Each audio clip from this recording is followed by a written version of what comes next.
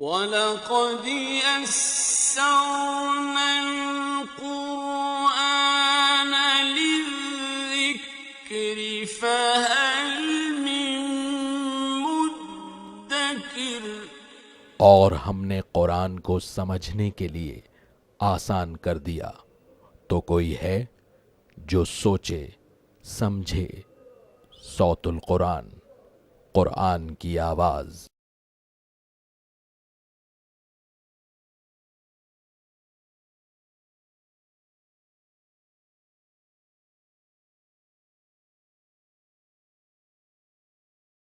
نحمده ونصلي على رسوله الكريم اما بعد فاعوذ بالله من الشيطان الرجيم بسم الله الرحمن الرحيم ومن آياته الليل والنهار والشمس والقمر لا تسجدوا للشمس ولا للقمر واسجدوا لله الذي خلقهن إن كنتم إياه تعبدون صدق الله العظيم۔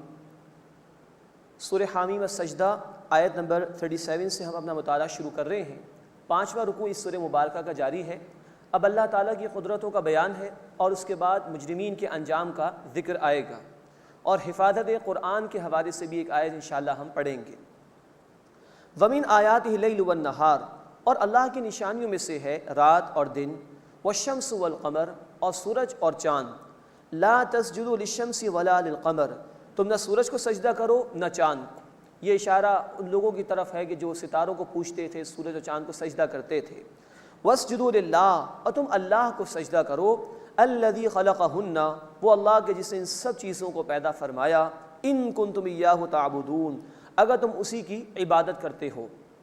فَإِنِ اسْتَكْبَرُوا، بس اگر وہ تکبر کریں، فَالَّذِينَ عِندَ رَبِّكَ يُسَبِّحُونَ لَهُ بِاللَّيْلِ وَالنَّهَارِ وَهُمْ لَا يَسْأَمُونَ، تو وہ فرشتے اے نبی صلی اللہ علیہ وسلم جو آپ کے رب کے نزدیک ہیں، وہ دن رات اللہ کی تسبیح کرتے ہیں اور وہ تھکتے نہیں ہیں۔ وَمِنْ آیَاتِهِ، اور اللہ کی نشانیوں میں سے ہے، أَنَّكَ تَرَى الْأَرْضَ خَاشِعَةً، کہ تم زمین کو سنسان دیکھتے ہو، بنجر ہو جاتی ہے، خشک ہو جاتی ہے۔ فَإِذَا أَنزَلْنَا عَلَيْهَا الْمَاءَ اهْتَزَّتْ وَرَبَتْ، پھر جب ہم اس پر پانی اتارتے ہیں، بارش برساتے ہیں، تو وہ لہلہانے لگتی ہے اور خوب پھولتی ہے۔ إِنَّ الَّذِي أَحْيَاهَا، بے شک وہ اللہ جس نے اس کو زندہ فرمایا ہے، لَمُحْيِي الْمَوْتَى، وہی مردوں کو زندہ فرمانے والا ہے۔ یعنی جیسے زمین مردہ ہو جاتی ہے، خشک ہو جاتی ہے، اللہ اس کو پانی برسا کر زندگی عطا فرما دیتا ہے۔ تم بھی مر جاؤ گے، یہ دنیا عارضی ہے، لیکن اللہ تمہیں دوبارہ پیدا فرمائے گا جیسے وہ مردہ زمین کو زندگی عطا فرماتا ہے۔ إِنَّهُ عَلَىٰ كُلِّ شَيْءٍ قَدِيرٌ، بے شک وہ اللہ ہر شے پر قدرت رکھنے والا ہے۔ إِنَّ الَّذِينَ يُلْحِدُونَ فِي آيَاتِنَا لَا يَخْفَوْنَ عَلَيْنَا، بے شک وہ لوگ جو ہماری آیات میں ٹیڑھ اختیار کرتے ہیں وہ ہم پر پوشیدہ نہیں ہیں۔ ایک تو مشرکین تھے جو اللہ کی آیات کا مذاق اڑاتے تھے، طرح طرح کے معنی بیان کرنے کی کوشش کرتے تھے، اور ایک یہ مفہوم بھی اس کا ہے کہ وہ لوگ جو قرآن میں اپنی عقل کو ترجیح دیتے ہیں، اللہ کی کتاب کے تابع ہونے کے بجائے اپنی عقل کو چاہتے کہ وہ اوپر رہے، قرآن اس کے تابع ہو جائے، خود بدلتے نہیں قرآن کو بدل دیتے ہیں، ہوئے کس درجے فقیہان حرم بے توفیق۔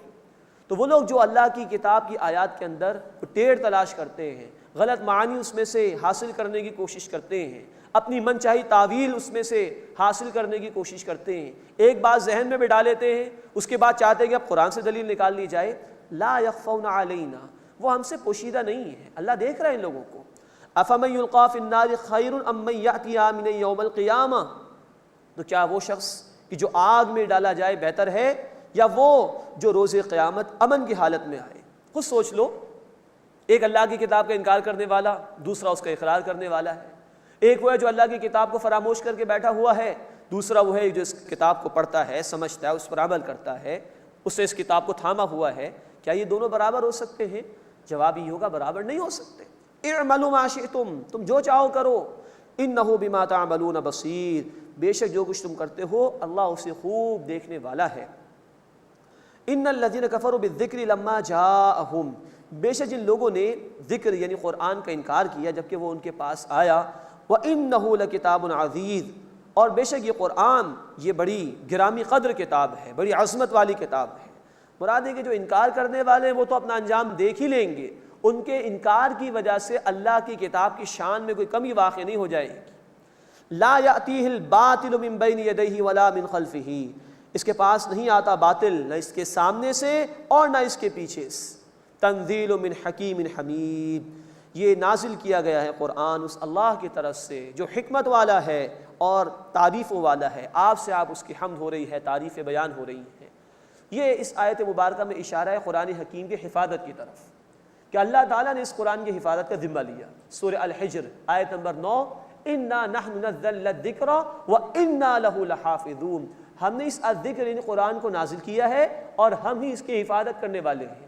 اللہ تعالیٰ نے صرف اس کے الفاظ کی نہیں، اس کے مفہوم کی بھی حفاظت کی ذمہ داری لی ہے۔ قرآن نے کہا سورۃ القیامہ آیت نمبر 19 میں ثم ان علینا بیانہ، پھر اس قرآن کا بیان، اس کی ایکسپلینیشن بھی ہماری ذمہ داری ہے جو اللہ نے اپنے رسول صلی اللہ علیہ وسلم کے ذریعے سے ہمیں عطا فرمائی۔ یہ نبی صلی اللہ علیہ وسلم کی ذمہ داری تھی کہ آپ اللہ کی عطا کردہ اس ایکسپلینیشن کو، اللہ کے عطا کردہ اس بیان کو لوگوں تک پہنچائیں۔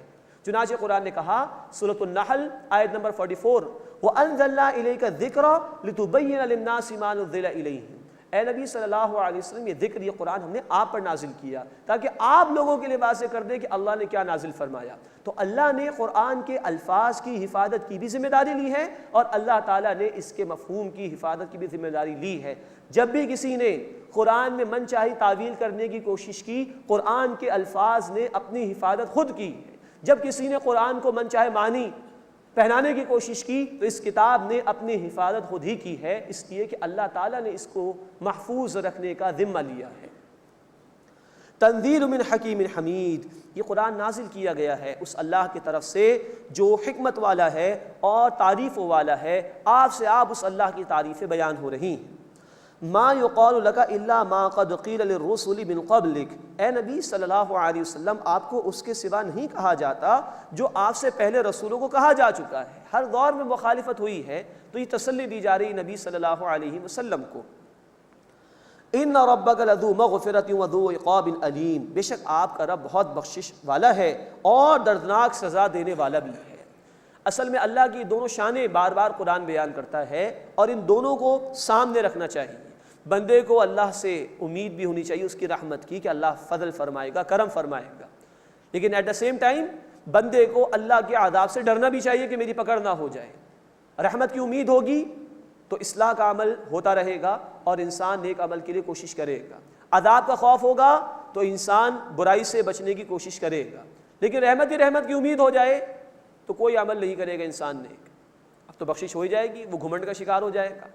اور اگر خوف ہی خوف طاری ہو جائے تب بھی انسان گناہ کو نہیں چھوڑے گا، اب تو مجھے جہنم میں جانے ہی تو میں کیوں نہ برائی کو چھوڑوں۔ یہ دونوں طرز عمل غلط ہے کہ ایک پہلو کو لے لیا جائے، رحمت کی بھی امید ہونی چاہیے اور عذاب کا بھی خوف ہونا چاہیے۔ وَلَوْ جَعَلْنَاهُ قُرْآنًا أَعْجَمِيًّا لَقَالُوا لَوْلَا فُصِّلَتْ آيَاتُهُ، اور اگر ہم قرآن کو عجمی زبان میں، کسی غیر عربی زبان میں بنا دیتے تو کہتے کہ اس کی آیات کو کیوں صاف صاف بیان نہیں کیا گیا۔ أَعْجَمِيٌّ وَعَرَبِيٌّ، اس صورت میں کہتے کہ کتاب عجمی زبان میں ہے اور جن کی طرف بھیجا گیا وہ لوگ عربی زبان کے اندر ہیں۔ یعنی اول تو اللہ نے قرآن ان کی اپنی زبان میں نازل کیا، اس پر اعتراض کر رہے ہیں۔ اب اگر ان کے اس مطالبے پر یہ کسی اور زبان میں ہوتا، اللہ قادر ہے وہ نازل کر دیتا، لیکن اگر اللہ تعالیٰ کسی اور زبان میں نازل کر دیتا تب بھی اعتراض کرتے کہ زبان تو ہماری عربی اور ہمیں کسی اور غیر عربی زبان میں قرآن دیا جا رہا ہے۔ تو بات ان کے اعتراضات کی نہیں، بات تو یہ کہ اللہ نے حق ادا فرما دیا، جس کو قبول کرنا اسے قبول کرے، جس کو نہیں کرنا وہ اپنے آپ کو اللہ کے عذاب کے لیے تیار کرے۔ قُلْ هُوَ لِلَّذِينَ آمَنُوا هُدًى وَشِفَاءٌ، اے نبی صلی اللہ علیہ وسلم فرما دیجئے جو لوگ ایمان لائے یہ قرآن ان کے لیے ہدایت اور شفا ہے۔ وَالَّذِينَ لَا يُؤْمِنُونَ فِي آذَانِهِمْ وَقْرٌ، اور وہ لوگ جو ایمان نہیں لاتے ان کے کانوں میں بوجھ ہے، اب یہ سننا چاہیں گے بھی تو نہیں سن سکیں گے۔ وَهُوَ عَلَيْهِمْ عَامًا، اور یہ ان کے لیے اندھے پن کا ذریعہ ہے، جانتے بوجھتے انکار کیا ہے تو اب اس قرآن سے ان کو ہدایت نہیں ملے گی۔ اولئک ینادون من مکان بعید، یہ لوگ پکارے جاتے ہیں کسی دور کی جگہ سے۔ اللہ کے رسول صلی اللہ علیہ وسلم ان کو پکار رہے ہیں، لیکن ان کا انکار کرنا گویا ایسا ہے کہ کوئی بہت دور سے ان کے پاس کوئی آواز آ رہی ہو اور یہ سن کر ہی نہ دے رہے ہو۔ اس کے بعد اس سورہ مبارکہ کا چھٹا اور آخری رکوع آ رہا ہے، اس میں موسیٰ علیہ السلام کا ذکر اللہ تعالیٰ نے کیا ہے، انکار آخرت کا ذکر بھی ہے، اور بدلتے حالات میں انسانوں کا رویہ کس طرح بدل جاتا ہے اس کو بھی اللہ تعالیٰ نے بیان فرمایا۔ اور انسانوں کے ناشکرے پن کو اللہ تعالیٰ نے ذکر کیا ہے۔ وَلَقَدْ آتَيْنَا مُوسَى الْكِتَابَ فَاخْتُلِفَ فِيهِ، اور یقیناً ہم نے موسیٰ علیہ السلام کو کتاب عطا کی تو اس میں اختلاف کیا گیا، پہلے بھی لوگوں نے جھٹلایا۔ وَلَوْلَا كَلِمَةٌ سَبَقَتْ مِن رَبِّكَ لَقُضِيَ بَيْنَهُمْ، اور اگر اے نبی صلی اللہ علیہ وسلم آپ کے رب کی طرف سے ایک بات طے نہ ہو چکی ہوتی تو ان کے درمیان فیصلہ ہو چکا ہوتا۔ اللہ نے مہلت دی ہے، مہلت ختم ہو جائے گی، مٹا دیے جائیں گے۔ وَإِنَّهُمْ لَفِي شَكٍّ مِّنْهُ مُرِيبٍ، اور بے شک وہ ضرور اس سے تردد میں ڈالنے والے شک میں مبتلا ہیں۔ مَنْ عَمِلَ صَالِحًا فَلِنَفْسِهِ، جس نے عمل کیا نیک اپنے بھلے کے لیے کیا۔ وَمَنْ أَسَاءَ فَعَلَيْهَا، اور جس نے برائی کی تو اس کا وبال اسی پر ہوگا۔ وَمَا رَبُّكَ بِظَلَّامٍ لِّلْعَبِيدِ، اور اے نبی صلی اللہ علیہ وسلم آپ کا رب بندوں پر بالکل بھی ظلم فرمانے والا نہیں۔ یہ تو بندے ہیں جو اللہ کی نافرمانی کر کے، اللہ کے احکامات کو پامال کر کے اپنے آپ کو اس کے عذاب کا مستحق بناتے ہیں، ورنہ اللہ تعالیٰ قطعاً اپنے بندوں پر ظلم فرمانا نہیں چاہتا۔ وہ کسی کے ساتھ بے انصافی نہیں کرے گا، سزا اسی کو دی جائے گی جس نے برے اعمال کیے اور خود اپنے آپ کو اللہ کی سزا کا مستحق بنایا۔ الیہ یرد علم الساعہ، اسی اللہ کی طرف قیامت کا علم لوٹتا ہے۔ مراد یہ ہے کہ اصل علم قیامت کے آنے کا اللہ ہی کے پاس ہے، لوگوں کو تو تیاری کرنی چاہیے کہ کل جب وہ قیامت کے دن کھڑے ہوں گے تو کیا جواب دیں گے۔ وما تخرج من ثمرات من اکمامها، اور کوئی پھل اپنے غلافوں سے نہیں نکلتا۔ وما تحمل من انثى، اور کوئی مادہ حاملہ نہیں ہوتی۔ ولا تضع الا بعلمی، اور کوئی مادہ بچہ نہیں جنم دیتی مگر یہ کہ اللہ کے علم میں ہوتا ہے، ایک ایک بات اللہ کے علم میں ہے۔ وَيَوْمَ يُنَادِيهِمْ أَيْنَ شُرَكَائِي، اور جس دن اللہ انہیں پکارے گا، پوچھے گا کہاں ہے میرے شریک؟ قَالُوا آذَنَّاكَ، وہ کہیں گے ہم عرض کر چکے ہیں۔ مَا مِنَّا مِن شَهِيدٍ، ہم میں سے کوئی اس کا گواہ نہیں ہے۔ بھول جائیں گے اپنے جھوٹے معبودوں کو اس دن۔ وَضَلَّ عَنْهُمْ مَا كَانُوا يَدْعُونَ مِن قَبْلُ، اور وہ جن کو اس سے پہلے اللہ کے سوا پکارتے تھے وہ ان سے گم ہو جائیں گے۔ وَظَنُّوا مَا لَهُم مِّن مَّحِيصٍ، اور وہ سمجھ لیں گے کہ اب کوئی جائے پناہ ان کے لیے نہیں ہے، اب کوئی فرار کا موقع نہیں ہے۔ ہم نے دنیا میں اللہ کو چھوڑ کر جھوٹے معبودوں کو پکارا، اللہ کے بجائے کسی اور کے قانون پر عمل کیا، اب ہمارے لیے کوئی جائے فرار نہیں۔ اب انسانوں کے رویوں کا ذکر آ رہا ہے۔ لا يسأم الانسان من دعاء الخیر، انسان بھلائی مانگنے سے بالکل نہیں تھکتا۔ وَإِن مَسَّهُ الشَّرُّ فَيَئُوسٌ قَنُوطٌ، اور اگر اسے کوئی تکلیف پہنچ جائے تو نا امید ہو کر مایوس ہو جاتا ہے۔ بھلائی خوب مانگے گا، اے اللہ یہ عطا فرما دے، اللہ وہ عطا فرما دے، اور ذرا تکلیف آئی آزمائش کے طور پر تو مایوس اور نا امید ہو کر بیٹھ گیا۔ یہ اس انسان کا ذکر ہے کہ جو ایمان کی دولت سے محروم ہوتا ہے، ورنہ جو مومن ہوگا، بخاری شریف کی حدیث ہے، اللہ کے رسول صلی اللہ علیہ وسلم نے فرمایا کہ مومن کا معاملہ بڑا عجیب ہے، ہر حال میں اس کے لیے خیر ہی خیر ہے۔ کوئی نعمت ملے اللہ کا شکر ادا کرے گا، خیر ہی خیر ہے، اللہ کا فضل سمجھے گا اس کو۔ کوئی مصیبت آئے گی، تکلیف آئے گی، اللہ کا حکم سمجھے گا، صبر کرے گا، خیر ہی خیر ہے۔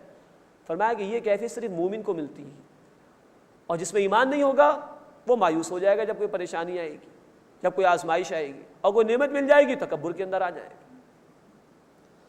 وَلَئِنْ أَذَقْنَاهُ رَحْمَةً مِنَّا مِن بَعْدِ ضَرَّاءٍ مَسَّتْهُ، اور اگر ہم اسے کوئی تکلیف پہنچنے کے بعد اپنی طرف سے رحمت کا مزہ چکھائیں، لَيَقُولَنَّ هَذَا لِي، وہ ضرور کہے گا یہ میرے لیے ہے۔ اب تکبر، کچھ مل جائے تو تکبر میں آ جاتے ہیں۔ وَمَا أَظُنُّ السَّاعَةَ قَائِمَةً، اور میں خیال نہیں رکھتا کہ قیامت قائم ہونے والی ہے۔ اب یہ ہے خناس، جب اللہ نے دے دیا تو تکبر میں آ گئے اور اسی مال و دولت میں مگن ہو گئے۔ وَلَئِن رُجِعْتُ إِلَىٰ رَبِّي، اور اگر مجھے اپنے رب کی طرف لوٹایا بھی گیا، إِنَّ لِي عِندَهُ لَلْحُسْنَىٰ، تو بے شک اس کے پاس میرے لیے بہت بہتر ہوگا۔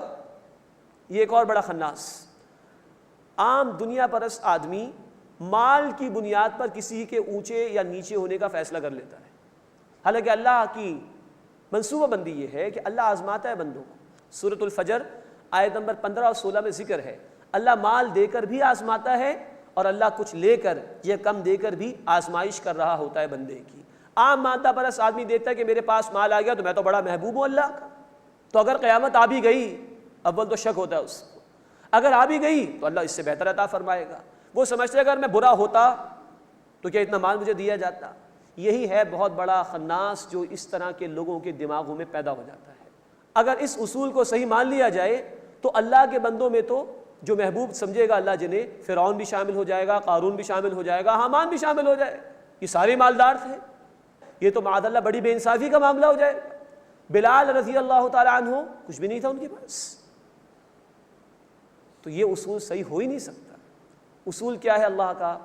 سورۃ الحجرات آیت نمبر 13 میں کہا گیا ان اکرمکم عند اللہ اتقاکم، اللہ کی نگاہوں میں تم میں سے سب سے بڑھ کر عزت والا وہ ہے جو سب سے بڑھ کر اللہ کا تقوی اختیار کرنے والا ہو، جو اس کی نافرمانی سے بچ رہا ہے، وہ سب سے زیادہ عزت والا ہے۔ مال کی بنیاد پر اللہ کے ہاں نہ کسی کی کوئی قدر و قیمت ہے، نہ کوئی مقام ہے، نہ اونچ نہ نیچ۔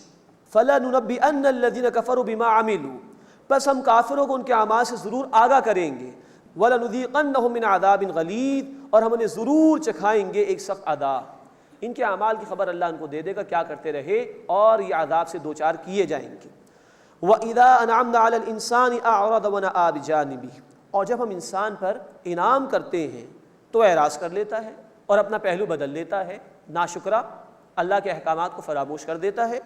وَإِذَا مَسَّهُ الشَّرُّ فَذُو دُعَاءٍ عَرِيضٍ، اور جب اسے ذرا کوئی تکلیف پہنچتی ہے تو لمبی چوڑی دعائیں کرنے والا بن جاتا ہے، پھر اللہ کی طرف آ گیا دوبارہ۔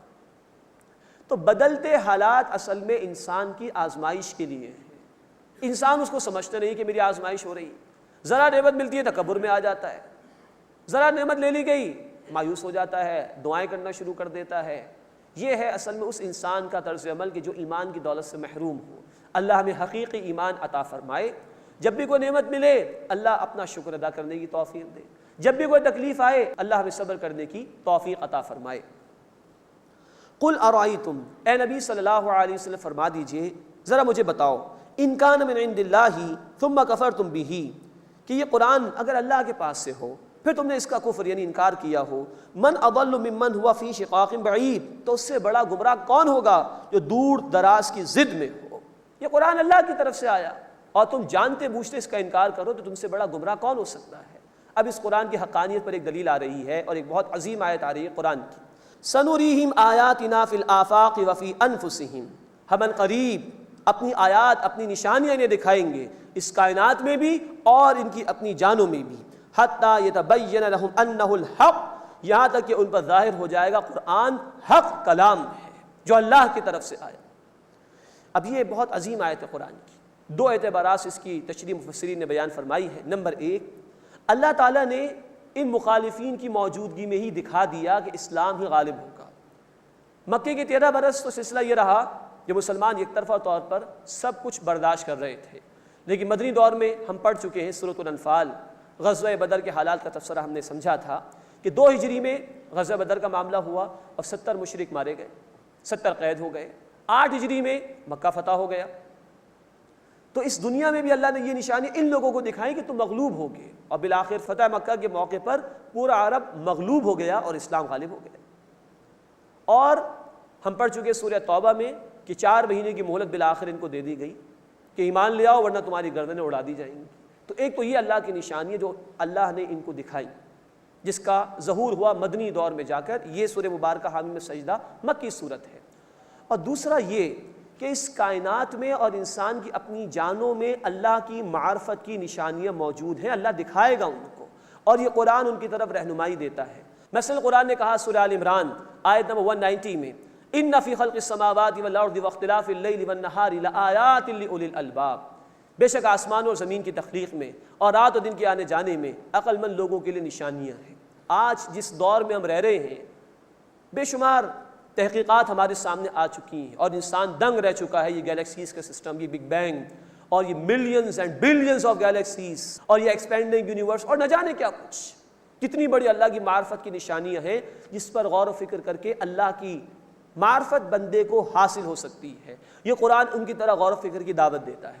قرآن ہمیں کہتا ہے سورہ الذاریات آیت نمبر 21 میں، وَفِي أَنفُسِكُمْ أَفَلَا تُبْصِرُونَ، تمہارے اپنے اندر اللہ کی معرفت کی نشانیاں موجود ہیں، کیا تم غور و فکر نہیں کرتے؟ قرآن نے ہمیں رہنمائی دی کہ سوچو، اور آج انسان نے سوچا۔ یہ ہمارے دماغ کا فنکشن بلینز کے اعتبار سے اس میں سیلز موجود ہیں، ہر سیل الیکٹرک پلس کے ذریعے گویا کہ وہ سگنل ریسیو کر رہا ہوتا ہے۔ یہ ہمارا دلوں کی حرکت کا معاملہ، یہ ہماری کڈنیز کا فنکشن، یہ ہمارا ڈائجسٹو سسٹم، انسان غور کرے، یہ ہماری آنکھ، یہ ہمارا کان، یہ ہماری زبان، ایک ایک عضو کے اندر اللہ کی بے شمار معرفت کی نشانیاں موجود ہیں۔ یہ قرآن ان کی طرف اشارہ کرتا ہے، اور ہر دور میں جب لوگ غور کریں گے تو معلوم یہی ہوگا کہ جس ہستی نے اس کائنات کو پیدا کیا، جس کی معرفت کی نشانی پوری کائنات پر اور انسانوں کے اپنے اندر موجود ہے، اسی ہستی کی طرف سے یہ کلام آیا ہے۔ قرآن is the word of اللہ سبحانہ و تعالیٰ، یہ قرآن اللہ کا کلام ہے، and the universe is the work of اللہ سبحانہ و تعالیٰ، یہ کائنات اللہ کا عمل ہے۔ there cannot be any contradiction between the two، ان دونوں میں تضاد نہیں ہو سکتا۔ اس کائنات پر غور و فکر کرو گے اللہ تک پہنچو گے، اس قرآن پر غور و فکر کرو گے تو اللہ ہی کی معرفت حاصل ہوگی۔ فرمایا کہ سنوریہم آیاتنا فی الآفاق وفی انفسہم، ہم ان قریب اس کائنات میں ہم انہیں اپنی نشانیاں دکھائیں گے اور ان کی جانوں میں بھی اپنی نشانیاں دکھائیں گے، حتیٰ یتبین لہم انہ الحق، یہاں تک کہ ان پر ظاہر ہو جائے گا، واضح ہو جائے گا کہ وہ قرآن حق ہے۔ اولم یکفی بربک انہ علی کل شیء شہید، بس اے نبی صلی اللہ علیہ وسلم کیا یہ کافی نہیں ہے کہ آپ کا رب ہر شے کا گواہ ہے، ایک ایک بات اس کے علم میں ہے۔ الا انہم فی مریۃ من لقاء ربہم، آگاہ ہو جاؤ بے شک وہ اپنے رب کی ملاقات سے شک میں ہیں۔ الا آگاہ ہو جاؤ انہو بکل شیء محیط، بے شک وہ اللہ ہر شے کا احاطہ کیے ہوئے ہے۔ بسم اللہ الرحمن الرحیم، حامیم عین سین قاف۔ اب سورۃ الشورى کا آغاز ہو رہا ہے۔ سورہ الزمر میں ہم نے دیکھا تھا اللہ کی توحید کا عملی تقاضا، اطاعت اور عبادت صرف اللہ کی کرو۔ سورۃ المؤمن میں ہم نے پڑھا دعا صرف اللہ سے کرو۔ سورہ حامیم السجدہ میں ہم نے دیکھا اب اپنی ذات سے آگے بڑھو، توحید کا تقاضا یہ بھی ہے کہ اللہ کے دین کی دعوت دوسروں تک پہنچاؤ، دوسروں کو اللہ کی طرف بلاؤ۔ سورہ شورى توحید کے ان عملی تقاضوں کے اعتبار سے کلائمیکس ہے، نقطہ عروج ہے۔ اس میں ذکر آیا کہ اللہ کا دین صرف دوسروں تک پہنچانا نہیں ہے، بلکہ اللہ کے اس دین کو بالفعل غالب اور قائم کر کے دکھاؤ۔ ہم پڑھیں گے انشاءاللہ سورہ شورى کی آیت نمبر 13 میں اقیم الدین، دین کو قائم کرو۔ تو یہ عملی تقاضے توحید کے اس کا نقطہ عروج ہے جو اس سورہ شورى میں انشاءاللہ ہمارے سامنے آئے گا۔ مزید نوٹ فرمائیے کہ توحید اور آخرت کے حوالے سے گفتگو ہے اور دنیا پرستی کی بھی سورہ مبارکہ میں مذمت کی گئی ہے۔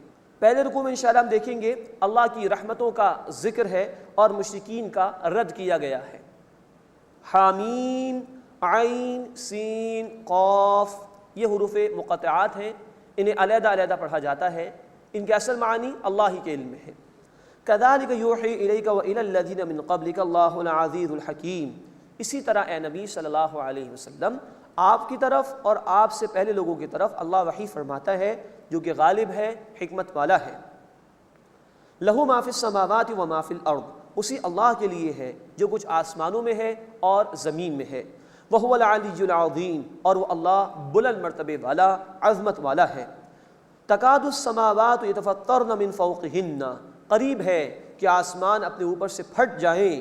والملائکۃ یسبحون بحمد ربہم، اور فرشتے اپنے رب کی حمد کے ساتھ تسبیح بیان کرتے ہیں۔ ویستغفرون لمن فی الارض، اور ان کے لیے بخشش مانگتے ہیں کہ جو زمین میں ہیں۔ الا آگاہ ہو جاؤ ان اللہ هو الغفور الرحیم، بے شک اللہ بہت بخشنے والا، مسلسل رحم فرمانے والا ہے۔ پہلی بات یہ فرمائی گئی کہ قریب ہے کہ آسمان پھٹ جائے، یہ ذکر آ چکا ہے سورہ مریم آیت نمبر 91 میں کہ جن لوگوں نے اللہ کے لیے اولاد قرار دی، اتنا بڑا جرم ہے کہ اللہ کا یہ آسمان پھٹ جائے۔ یہاں اس کے متعلق بتایا جا رہا ہے کہ کچھ فرشتے ہیں جو تسبیح کر رہے ہوتے ہیں، اس لیے آسمان پھٹ نہیں رہا ہے، اور وہ زمین والوں کے لیے استغفار کرتے ہیں، جس کا ذکر آیا تھا سورۃ المؤمن آیت نمبر 7 میں کہ اہل ایمان کے لیے یہ فرشتے کہ جو اللہ کے عرش کو تھامے ہوئے ہیں وہ استغفار کرتے ہیں۔ تو یہ اللہ کی رحمت ہے کہ یہ آسمان پھٹ نہیں رہا، ورنہ زمین والے برباد کر دیے جائیں۔ الا آگاہ ہو جاؤ ان اللہ هو الغفور الرحیم، بے شک اللہ بہت بخشنے والا، مسلسل رحم فرمانے والا ہے۔ والذین اتخذوا من دونہ اولیاء، اور جو لوگ اللہ کے سوا کسی اور کو دوست ٹھہراتے ہیں، اللہ حفیظ علیہم، اللہ انہیں دیکھ رہا ہے، اللہ ان کا نگہبان ہے۔ وما انت علیہم بوکیل، اور اے نبی صلی اللہ علیہ وسلم آپ ان پر ذمہ دار نہیں ہیں، اگر وہ برا عمل کریں گے تو اس کی سزا انہی پر ہوگی۔ وَكَذَلِكَ أَوْحَيْنَا إِلَيْكَ قُرْآنًا عَرَبِيًّا، اور اسی طرح ہم نے اے نبی صلی اللہ علیہ وسلم آپ کی طرف وحی کیا قرآن عربی زبان میں۔ لِتُنذِرَ أُمَّ الْقُرَىٰ وَمَنْ حَوْلَهَا، تاکہ آپ مرکزی بستی والوں کو یعنی مکے والوں کو خبردار کریں اور انہیں بھی جو اس کے ارد گرد ہیں۔ اللہ نے ہر دور میں کسی مرکزی بستی میں بڑے شہر میں رسول کو بھیجا علیہ الصلاۃ والسلام، تاکہ ہر علاقے کے لوگ وہاں پر آتے ہوں تو تمام علاقوں میں اللہ کے رسول کے ذریعے سے دعوت دین پہنچ جائے۔ چھوٹے چھوٹے قصبات میں اللہ نے رسولوں کو نہیں بھیجا۔ یہاں ام القریٰ سے مراد مکہ مکرمہ ہے، جو کہ مرکزی شہر تھا سیاسی اعتبار سے بھی اور مذہبی اعتبار سے بھی اور تجارتی اعتبار سے بھی۔ ومن حولہا، اور جو اس کے ارد گرد ہیں انہیں بھی خبردار کریں۔ اس سے مراد پوری انسانیت ہے، تمام دنیا ہے، اس لیے کہ اللہ کے رسول صلی اللہ علیہ وسلم کی رسالت تمام انسانوں کے لیے ہے۔ وَتُنذِرَ يَوْمَ الْجَمْعِ لَا رَيْبَ فِيهِ، اور آپ خبردار کریں جمع ہونے کے دن سے کہ جس کے بارے میں کوئی شک نہیں ہے۔ فریق فی الجنہ، ایک فریق جنت میں ہوگا، وفریق فی السعیر، اور ایک فریق دہکتی ہوئی آگ میں ہوگا۔ اللہم انا نسألک الجنہ، اے اللہ ہم تجھ سے جنت کا سوال کرتے ہیں۔ اللہم اجرنا من النار، اے اللہ ہمیں آگ کے عذاب سے محفوظ فرما۔ وَلَوْ شَاءَ اللَّهُ لَجَعَلَهُمْ أُمَّةً وَاحِدَةً، اور اگر اللہ چاہتا تو ضرور انہیں ایک ہی امت بنا دیتا۔ وَلَٰكِن يُدْخِلُ مَن يَشَاءُ فِي رَحْمَتِهِ، لیکن وہ جسے چاہتا ہے اپنی رحمت میں داخل کرتا ہے، بالجبر نہیں ہے۔ جو اس کی طرف رجوع کرے گا اللہ اس کو ہدایت عطا فرمائے گا۔ وَالظَّالِمُونَ مَا لَهُم مِّن وَلِيٍّ وَلَا نَصِيرٍ، اور ظالموں کے لیے نہ کوئی کارساز ہے اور نہ ہی کوئی مددگار۔ ام اتخذوا من دونہ اولیاء، کیا انہوں نے اللہ کے سوا اور کوئی دوست بنا لیے ہیں؟ فاللہ هو الولی وهو یحیی الموتى، بس اللہ ہی ولی ہے، کارساز ہے، اور وہی مردوں کو زندگی عطا فرمائے گا۔ وهو علی کل شیء قدیر، اور وہ ہر شے پر قدرت رکھنے والا ہے۔ اس کے بعد اس سورہ مبارکہ کا دوسرا رکوع شروع ہو رہا ہے۔ اس میں اللہ کی حاکمیت کا ذکر ہے اور دین کو قائم کرنے کا حکم دیا گیا ہے، اور انکار کرنے والے لوگوں کے لیے ڈراوے بیان کیے گئے ہیں۔ وَمَا اخْتَلَفْتُمْ فِيهِ مِنْ شَيْءٍ فَحُكْمُهُ إِلَى اللَّهِ، اور جس بات میں تم اختلاف کرتے ہو تو اس کا فیصلہ اللہ کے پاس۔ کل اختیار حکم دینے کا اللہ ہی کے لیے ہے، پھر دین بھی اسی کا نافذ ہونا چاہیے۔ یہ موضوع آگے چل کر آ رہا ہے آیت نمبر 13 میں۔ ذَلِكُمُ اللَّهُ رَبِّي عَلَيْهِ تَوَكَّلْتُ، یہ ہے اللہ میرا رب، اسی پر میں نے بھروسہ کیا۔ وَإِلَيْهِ أُنِيبُ، اور اسی کی طرف میں رجوع کرتا ہوں۔ فاطر السماوات والارض، آسمانوں اور زمین کا پیدا فرمانے والا۔ جعل لکم من انفسکم ازواجا، اس نے تمہارے اندر سے ہی تمہارے جوڑے بنائے۔ ومن الانعام ازواجا، اور چوپایوں میں سے جانوروں میں سے بھی جوڑے بنائے۔ یذرؤکم فی، وہ زمین میں تمہیں پھیلاتا ہے۔ لیس کمثلہ شیء، اس کی مثال کی مانند بھی کوئی شے نہیں ہے۔ وہو السمیع البصیر، اور وہ اللہ سب کچھ سننے والا اور سب کچھ دیکھنے والا ہے۔ انسانوں میں سے بھی جوڑے بنائے گئے، چوپایوں میں سے بھی اللہ نے جوڑے بنائے، اور انسانوں کو زمین میں اللہ تعالیٰ نے پھیلا دیا، بسا دیا زمین کے اندر۔ فرمایا کہ لیس کمثلہ شیء، اللہ کی مثال کی مانند بھی کوئی شے نہیں ہے۔ یہ بڑا اہم حصہ ہے اس آیت کا۔ ہم ایمان مجمل میں پڑھتے ہیں آمنت باللہ کما ہوا باسمائہ وصفاتہ وقبلت جمیع احکامہ اقرار باللسان وتصدیق بالقلب، میں اللہ پر ایمان لایا اس کے تمام ناموں اور اس کی تمام صفات کے ساتھ جیسا کہ وہ ہے۔ اس کی ذات ہمارے ادراک میں آ جائے سوال ہی پیدا نہیں ہوتا۔ تو فرمایا اس کی مثال کی مانند بھی کوئی شے نہیں ہے۔ ہاں اس کا کچھ تعارف اس کی نشانی پر غور و فکر سے حاصل ہوتا ہے، اس کائنات میں غور و فکر سے، خود اپنے اندر جھانک کر، اس کتاب پر غور و فکر سے تو یہ سب کچھ حاصل ہوتا ہے، لیکن اللہ کی ذات مبارکہ کا کما حقہ جیسا کہ وہ ہے ادراک ہو جائے ہمیں، سوال ہی پیدا نہیں ہوتا۔ اور اللہ کی مثال دینا بھی جائز نہیں ہے اس معنی میں کہ ہم کسی کو ایکویلنٹ کر کے بتا دیں اللہ ایسا ہے اللہ ویسا ہے، نہیں۔ لیس کمثلہ شیء، اللہ کی مثال کی مانند بھی کوئی شے نہیں ہے۔ اگر کسی نے اس طرح اللہ کے لیے کوئی مثال بیان کرنے کی کوشش کی بھی تو شرک ہو جائے گا۔ وَلَمْ يَكُن لَهُ كُفُوًا أَحَدٌ، کوئی ایک بھی اللہ کے ہمسر اس کے برابر نہیں ہے۔ لَهُ مَقَالِيدُ السَّمَاوَاتِ وَالْأَرْضِ، اسی اللہ کے پاس ہیں آسمانوں اور زمین کی کنجیاں۔ يَبْسُطُ الرِّزْقَ لِمَن يَشَاءُ وَيَقْدِرُ، وہ جس کے لیے چاہتا ہے رزق کو کشادہ فرما دیتا ہے اور جس کو چاہتا ہے نپا تلا عطا فرماتا ہے۔ انہ بکل شیء علیم، بے شک وہ اللہ ہر شے کا علم رکھنے والا ہے۔ اس کے بعد 5 رسولوں کا ذکر کر کے مسلمانوں سے خطاب ہو رہا ہے کہ اللہ کے اس دین کو قائم کرو۔ شرع لکم من الدین، اللہ نے تمہارے لیے دین میں سے وہی کچھ مقرر فرمایا ہے، ما وصا بہ نوحا، جس کا اللہ نے حکم دیا تھا نوح علیہ السلام کو، والذی اوحینا الیک، اور جس کی وحی اے نبی صلی اللہ علیہ وسلم ہم نے آپ پر کی ہے، وما وصینا بہ ابراہیم و موسیٰ و عیسیٰ، اور جس کا حکم ہم نے دیا تھا ابراہیم اور موسیٰ اور عیسیٰ علیہ السلام کو، ان اقیموا الدین، کہ دین کو قائم کرو، ولا تتفرقوا فی، اور اس بارے میں تفرقے میں مبتلا نہ ہو جاؤ، کبر علی المشرکین ما تدعوہم الیہ، اے نبی صلی اللہ علیہ وسلم جس چیز کی طرف آپ بلاتے ہیں، اللہ کی توحید کی طرف، اللہ کے دین کی طرف، وہ مشرکوں پر گراں گزرتی ہے۔ اللہ یجتبی الیہ من یشاء، اللہ جس کو چاہتا ہے اپنے لیے چن لیتا ہے، ویہدی الیہ من ینیب، اور اللہ ہدایت اسے عطا فرماتا ہے جو اللہ کی طرف رجوع کرتا ہے۔ 5 رسولوں کا ذکر آیا، نوح علیہ السلام، ابراہیم علیہ السلام، موسیٰ علیہ السلام، عیسیٰ علیہ السلام اور نبی کریم صلی اللہ علیہ وسلم۔ ان 5 کا ذکر کر کے ہمیں کہا جا رہا ہے کہ جو ان کو حکم دیا گیا تھا وہ تمہیں حکم دیا جا رہا ہے، اور وہ ہے کہ اللہ کے دین کو قائم کرو اور اس کے بارے میں کسی تفرقے میں مبتلا نہ ہو جاؤ۔ یہ انقلابی آیت ہے قرآن کی۔ آج مسلمانوں کی عظیم اکثریت کا معاملہ یہ ہے کہ بدقسمتی سے انہوں نے دین کو ایک ریلیجن سمجھ لیا ہے، ایک مذہب سمجھ لیا ہے۔ Islam is not a religion, it's a دین، it's a complete code of life. مذہب یعنی ریلیجن انسان کی انفرادی زندگی سے بحث کرتا ہے، کچھ عقائد، کچھ عبادات اور کچھ رسومات، articles of faith, modes of worship اور کچھ ریچولز یا کسٹمز وہ دے دیتا ہے۔ اجتماعی زندگی سے مذہب یا ریلیجن بحث نہیں کرتا۔ کرسچینٹی ایک ریلیجن ہے، اس کو ریلیجن کہا جا سکتا ہے، لیکن وہ دین نہیں ہے۔ اجتماعی نظام میں کوئی ہدایت وہاں پر نہیں۔ Islam it's a complete code of life. Quran نے کہا سورۃ المائدہ آیت نمبر 3، الیوم اکملت لکم دینکم، آج میں نے تمہارے لیے تمہارے دین کو مکمل کر دیا۔ تو اسلام ایک مذہب نہیں، ایک مکمل دین ہے جو انفرادی زندگی کے لیے بھی ہدایات دیتا ہے، عقائد بھی، عبادات بھی، رسومات بھی، اور اجتماعی زندگی کے لیے بھی ہدایات دیتا ہے، پولیٹیکل سسٹم، اکنامک سسٹم اور سوشل سسٹم، سیاسی نظام بھی عطا کرتا ہے، معاشی نظام بھی عطا کرتا ہے، معاشرتی نظام بھی عطا کرتا ہے۔ It's a whole package and complete package. اور اس کے بعد مطالبہ یہ ہے ادخلوا فی السلم کافہ، سورۃ البقرہ آیت نمبر 208، اسلام میں پورے کے پورے داخل ہو جاؤ۔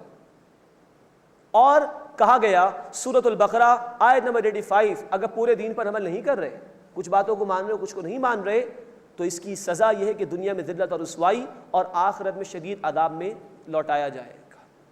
یہ ہے انقلابی تصور جو اس کتاب نے دیا ہے۔ یہ دین غالب ہونے کے لیے آیا ہے۔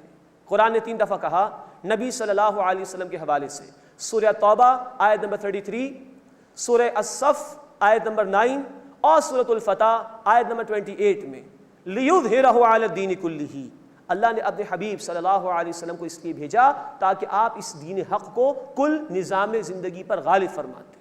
یہ مقصد تھا، یہ مشن تھا محمد کریم صلی اللہ علیہ وسلم کا۔ قرآن ہمیں بتاتا ہے سورۃ المائدہ کے اندر آیت نمبر 68، اگر اللہ کے احکامات کو نافذ نہیں کرتے تمہاری کوئی حیثیت نہیں اللہ تعالیٰ کی نگاہوں۔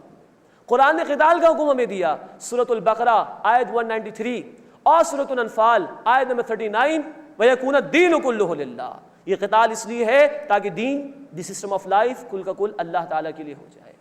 یہ واضح آیات ہے قرآن حکیم کی، لیکن آج اس امت کی بدقسمتی کہ یہ قرآن ہماری نگاہوں کے سامنے نہیں ہے۔ اس وقت آج ہماری عظیم اکثریت قرآن کو کھول کر نہیں پڑھتی، ورنہ یہ قرآن زندگی پیدا کرتا ہے ایک مردہ جان کے اندر، یہ انقلاب برپا کرتا ہے ایک فرد کے اندر، اور اس فرد کی تبدیلی کے بعد معاشرے میں زمین پر انقلاب آتا ہے، جیسے محمد رسول اللہ صلی اللہ علیہ وسلم اور آپ کے مقدس صحابہ رضی اللہ تعالی عنہم اجمعین نے بالفعل وہ انقلاب برپا کر کے دکھایا کہ تاریخ انسانی مجبور ہے کہ اسی انقلاب محمدی صلی اللہ علیہ وسلم کی مثال پیش کرے کہ جس کے نتیجے میں انسانیت کو انصاف میسر آ سکا تھا اور اللہ سے لا لگانے کا موقع میسر آ سکا تھا۔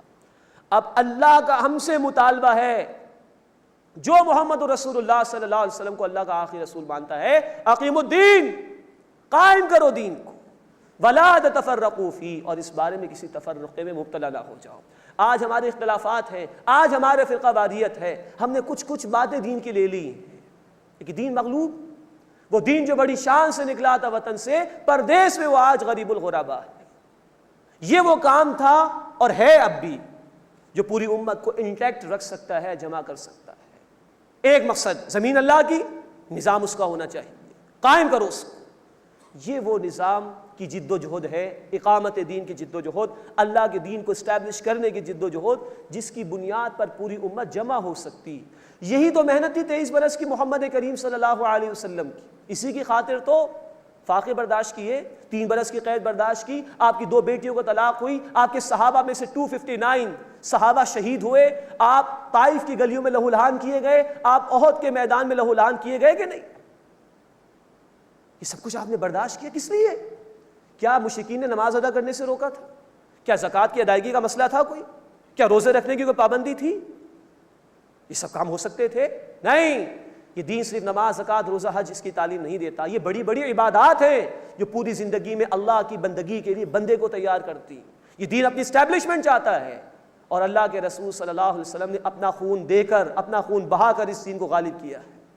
لیکن آج اس امت کو اس بات کی فکر نہیں کہ 23 برس کی جد و جہد تھی محمد رسول اللہ صلی اللہ علیہ وسلم کی اس دین کو قائم کرنے کی، آج وہ امت دنیا کے اندر لگ گئی۔ وائے ناکامی متائے کارواں جاتا رہا، کارواں کے دل سے احساس ضیاء جاتا رہا۔ یہ حکم اللہ کا، یہ توحید کے عملی تقاضے ہیں۔ توحید صرف چند عبادات کو انجام دے لینے کا نام نہیں ہے، توحید ایک زندہ قوت ہے جو بندے کو زندگی عطا کرتی ہے، اس کی زندگی میں انقلاب برپا کرتی ہے اور اس کو کھڑا کرتی ہے باطل کا مقابلہ کرنے کے لیے۔ اللہ ہمیں اس حکم پر عمل کرنے کی توفیق عطا فرمائے، اور ہمیں اپنی جان اور اپنے مال سے جد و جہد کرتے ہوئے، اپنے حبیب صلی اللہ علیہ وسلم کی پیروی کرتے ہوئے اپنے دین کو قائم کرنے کی جد و جہد میں شریک ہونے کی توفیق عطا فرمائے۔ ان اقیموا الدین، قائم کرو دین کو، ولا تتفرقوا فی، اور اس میں تفرقے میں نہ پڑو، یہ کام تمہیں جوڑنے والا، اس کام کو نہ چھوڑنا۔ کبر علی المشرکین ما تدعوہم الیہ، اے نبی صلی اللہ علیہ وسلم جس بات کی طرف آپ بلا رہے ہیں، آپ حق کی طرف بلا رہے ہیں، وہ بات مشرکین پر بڑی گراں گزرتی ہے۔ اللہ کا نظام غالب ہو جائے یہ ان کو پسند نہیں ہے، یہ مشرکین کا وصف ہے کہ وہ دین کے قیام کے راستے میں رکاوٹ بنتے تھے۔ اللہ یجتبی الیہ من یشاء، اللہ جسے چاہتا ہے اپنے لیے چن لیتا ہے۔ وَيَهْدِي إِلَيْهِ مَن يُنِيبُ، اور ہدایت اللہ اسے دیتا ہے جو اللہ کی طرف رجوع کرتا ہے۔ یہاں ہدایت کے 2 پہلو ہیں، ایک پہلو ہے خاص، اللہ جس کو چاہتا ہے چن لیتا ہے۔ عمر فاروق رضی اللہ تعالیٰ عنہ، ان کا خاص معاملہ تھا، شدید دشمنی کا معاملہ تھا رسول اللہ صلی اللہ علیہ وسلم کے حوالے سے۔ ایک دفعہ گھر سے تلوار لے کر بھی نکلے، اور پھر تفصیلی واقعہ ہے، مفسرین نے بیان کیا، اللہ نے دل پھیر دیا ان کا، چن لیا اللہ تعالیٰ۔ اور ایک ہے وَيَهْدِي إِلَيْهِ مَن يُنِيبُ، یہ عام واقعہ ہے، یہ عام معاملہ ہے، اللہ اسے ہدایت دیتا ہے جو اللہ کی طرف رجوع کرتا ہے۔ اللہ ہمیں اپنے رجوع ہونے والے بندوں میں شامل فرمائے اور ہمیں ہدایت عطا فرمائے۔ وَمَا تَفَرَّقُوا إِلَّا مِن بَعْدِ مَا جَاءَهُمُ الْعِلْمُ بَغْيًا بَيْنَهُمْ، اور انہوں نے تفرقہ نہیں ڈالا مگر اس کے بعد کہ ان کے پاس علم آ گیا آپس کی ضد کی وجہ سے۔ ضد میں آ گئے، ہم کسی کی بات کیوں مانیں، کوئی ہماری بات کیوں نہیں مان رہا، اسی سے فرقہ واریت پیدا ہوتی ہے۔ ایک اللہ، ایک کتاب، ایک رسول، ایک دین کی محنت ہمارے پاس موجود ہے، اگر ہم اپنے آپ کو اس کے تابع کر لیں ہماری فرقہ واریت کا مسئلہ حل ہو جائے گا انشاءاللہ۔ لیکن جب زدہ آ جائے، عرش ٹو ڈومینیٹ کا مسئلہ آ جائے، تو پھر دین سے تو فرار اختیار کیا جاتا ہے، اور چند باتوں پر انسان جم کر اپنے آپ کو ہی سب سے بڑا موحد اور سب سے بڑا دیندار سمجھتا ہے۔ یہ آپس کی ضد انسان کو حق کے راستے سے ہٹا دیتی ہے۔ وَلَوْلَا كَلِمَةٌ سَبَقَتْ مِن رَبِّكَ إِلَىٰ أَجَلٍ مُّسَمًّى لَقُضِيَ بَيْنَهُمْ، اور اگر اے نبی صلی اللہ علیہ وسلم آپ کے رب کی طرف سے ایک مدت مقررہ تک کے لیے مہلت دینے کا فیصلہ نہ ہو چکا ہوتا تو ان کے درمیان فیصلہ کر دیا جاتا۔ وَإِنَّ الَّذِينَ أُورِثُوا الْكِتَابَ مِن بَعْدِهِمْ لَفِي شَكٍّ مِّنْهُ مُرِيبٍ، اور بے شک جو لوگ ان کے بعد کتاب کے وارث بنائے گئے یقیناً وہ اس سے دل میں ڈالنے والے شک میں مبتلا ہیں۔ یعنی اللہ کتاب عطا فرماتا ہے اپنے رسول کے ذریعے سے، اور رسول کے پیروکاروں کی ذمہ داری ہوتی ہے وہ کتاب کو تھامیں، اس کو پڑھیں، اس کو سمجھیں، اس پر عمل کریں، اس کو غالب اور قائم کرنے کی کوشش کریں، اس کتاب کے احکامات کو نافذ کرنے کی کوشش کریں، یہ کتاب والوں کی ذمہ داری ہوتی ہے۔ لیکن بسا اوقات ایسا ہوتا ہے کہ ناخلف قسم کے لوگ جو مانتے تو ہیں کتاب اللہ کی طرف سے ہے، لیکن کتاب کی نہیں مانتے، کتاب کے تقاضوں پر عمل نہیں کرتے، فراموش کر دیتے ہیں، تو یہ لوگ دوسروں کے لیے دین سے دوری کا ذریعہ بن جاتے ہیں. دوسرے لوگ کہتے ہیں تو یہ تو کتاب پڑھتے ہیں، ان کے پاس تو کتاب موجود ہے. اگر یہ بے عمل ہیں، انہوں نے عمل نہیں کیا، تو معلوم ہوتا ہے ان کی کتاب میں کچھ رکھا ہی نہیں. غور فرمائیے، آج ہمارے پاس کتاب ہے، آج ہم تو اس کتاب کے حوالے سے شک میں مبتلا تو نہیں. ہمارا کتنا یقین اس کتاب پر ہے کہ ہدایت اسی سے ملے گی، کامیابی اسی سے ملے گی، اور کتنا یقین دنیا کے مال و اسباب پر ہے کہ اگر یہ ہو تو ہم کامیاب ہیں. جب ماننے والے شک میں مبتلا ہو جائیں تو پھر دین کا کام بھی نہیں ہو سکتا، اور وہ انسانیت جو پیاسی ہے ہدایت کے لیے، وہ ان دین کے ماننے والوں کے اس غلط طرز عمل کی وجہ سے ہدایت سے دور رہ جاتی ہے. ہمیں سوچنا چاہیے کہ آج اس کتاب کو فراموش کر کے، اس کتاب کو ترک کر کے، اس کی محنت کو ترک کر کے کہیں انسانیت اور اللہ کی اس ہدایت کے درمیان ہم تو رکاوٹ نہیں بن رہے. اللہ اس برے انجام سے ہماری حفاظت فرمائے. یہ ہے تقاضے اللہ تعالیٰ کے. یہ قرآن انقلاب برپا کرتا ہے انسان کی زندگی میں. الحمدللہ ہم قرآن سمجھ کے پڑھ رہے ہیں اللہ کے فضل و کرم سے. یہ باتیں واضح ہو رہی ہیں اب ہمارے سامنے. یہ تقاضے ہیں دین کے. ذاتی زندگی میں بھی عبادت گزار بننا ہے تمہیں، اس سے آگے بڑھو، دین کی دعوت انسانیت تک پیش کرو، اور اس سے آگے بڑھو، دین کو غالب اور قائم کرنے کی کوشش کرو. یہ تمہارے رسول نے بھی کیا تھا صلی اللہ علیہ وسلم، اور اب یہ تمہاری ذمہ داری ہے. اللہ ہمیں اپنی اس ذمہ داری کا احساس عطا فرمائے. دین مغلوب ہے، اللہ ہمیں سب سے بڑھ کر اس کی فکر کرنے کی توفیق عطا فرمائے کہ کس طرح اس دین کو غالب کیا جائے، اور اللہ ہمیں وہ جد و جہد کرنے کی توفیق عطا فرمائے جو اس کے حبیب صلی اللہ علیہ وسلم نے دین کی خاطر کی تھی. آمین یا رب العالمین. وآخر دعوانا ان الحمد للہ رب العالمین.